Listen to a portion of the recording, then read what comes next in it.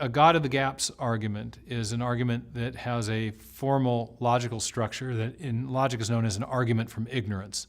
It's an informal fallacy, and arguments from ignorance have the following form.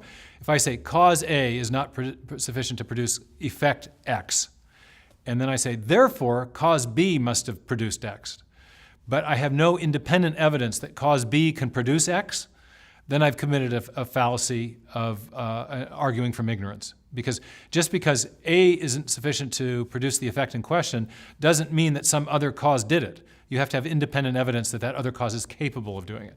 And that then becomes a God of the gaps argument when you say, well, various natural processes aren't sufficient to produce, say, the origin of the first life or the origin of the first animals in the history of life.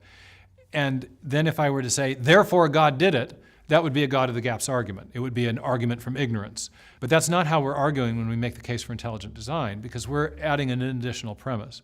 We're saying that various kinds of natural processes are not sufficient to produce the origin of new functional information. And we're specifically dialed into the presence of the digital code that's stored in the DNA molecule that performs important biological functions. It's information in a very specific technical sense.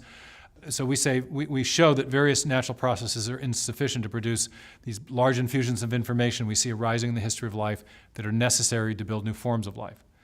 But then we point out from observation of the world around us that we do know of a cause that does produce information. We have independent evidence that intelligent agency, that mind, that creative intelligence can generate information. You and I are doing it right now as we're talking. We're trading notes, trading information. So information is, in our experience, a mind product. We have independent experience that minds produce information. And so when we infer an intelligent agent as having acted in the past based on the presence of digital code stored in the macromolecules of life, we're not arguing from ignorance. We're arguing from our knowledge of cause and effect, and specifically what we know minds can do, namely produce information that merely undirected material processes can't.